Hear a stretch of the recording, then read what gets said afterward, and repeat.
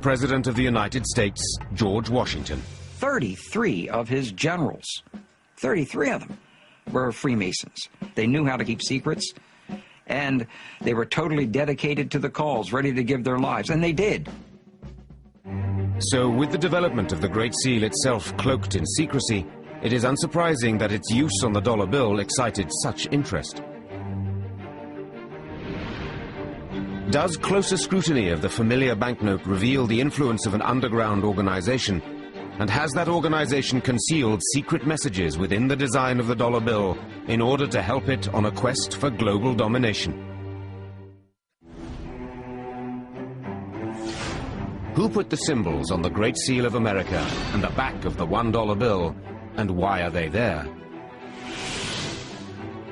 Conspiracy theorists are obsessed with the idea that these images have special significance for Freemasons. Even Hollywood has cashed in. The film National Treasure, starring Nicolas Cage, tells the story of a hunt for long-lost treasure hidden by the Masons. These films are enormously important because it's introducing Americans for the first time the fact that our founding fathers were involved in some things that historically have not been really discussed. And that's one of the things that intrigued people about National Treasure, I think. It suddenly made them aware of things that they'd been looking at, you know, all their lives. The triangle, the all-seeing eye that's on the pyramid in the back of the dollar, all those things had Masonic beginnings. Conspiracy theorists have found support for this idea in the writings of the philosopher Manly P. Hall. Manly P. Hall, who is one of the great Masonic writers of all time, wrote a book called The Secret Destiny of America, and he said it was concealed inside the symbols of the dollar bill. So now we've got to go back to the back of our dollar bill and then find out what those symbols mean. And it's very rare that people have done that. I would say 99% of the American people have simply no idea what those two circles mean. The circles represent the two sides of the original Great Seal designed by the Founding Fathers. At that time, so-called pendant seals were still widely in use for official purposes. A pendant seal is a wax disc that is attached to a document by a ribbon or cord and usually has a different image impressed on each side. But then wafer seals were introduced. A wafer seal is an adhesive paper disc that has the obverse or front face embossed on it. Only the obverse of the Great Seal displaying the eagle was ever used. To use two paper seals, obverse and reverse, would take over 6 inches of space on a treaty or document. But some theorists question whether or not this is the real reason for the failure to use the reverse side of the seal.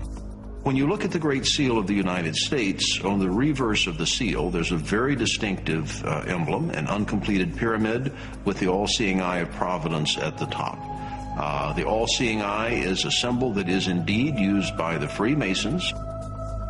It has been suggested that the pyramid was put forward by an artist called Francis Hopkinson, who had helped to design the American flag.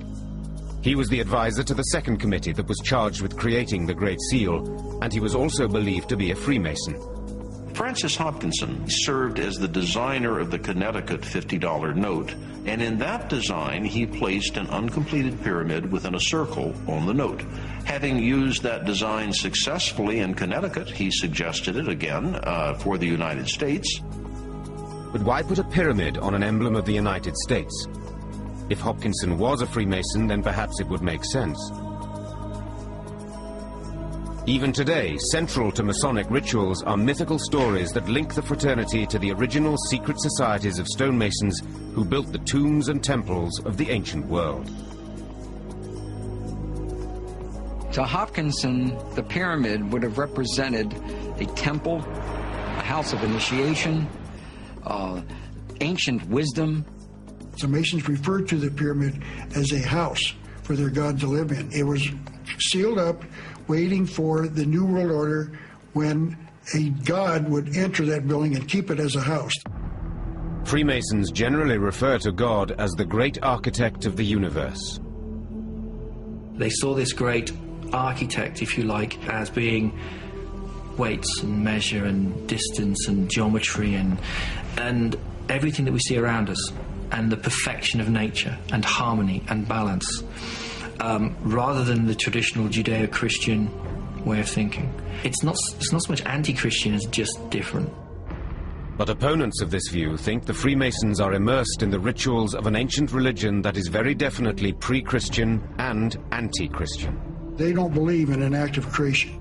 And a man who does believe in a creation believes in a, quote, monstrous absurdity, unquote. The pyramid is where they initiate people into this ancient mystery religion of a universe without a creator God. The fact that the pyramid on the Great Seal is unfinished is also significant. The meaning is that when the capstone of the Great Pyramid is finally lifted into place, that's when America will truly become the nation that it is supposed to be. The emblem of the pyramid is only the beginning of the case presented by conspiracy theorists to see hidden Masonic codes and messages in the iconography of the dollar bill. They claim that the eye at the top of the pyramid is also a Masonic image derived from Egyptian hieroglyphs. Something the ancient Egyptians called the Wadjet eye. And the Wadjet eye, the eye of Horus, as it's known as well, seems to represent eternal life. It seems to represent life itself and resurrection.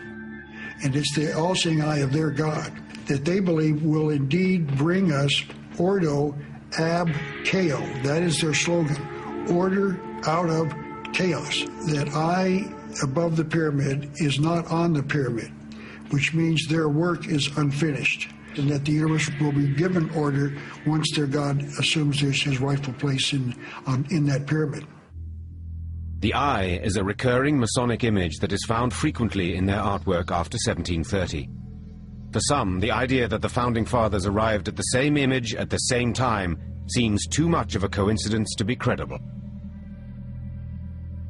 Some of these conspiracy theorists and what they believe is a system of secret societies all linked together, and there is some kind of malign, malicious intent here. As further proof of this veneration of secret societies, America's first president and distinguished Freemason, George Washington, wore a Masonic apron with what appears to be an embroidered pyramid emblazoned on it.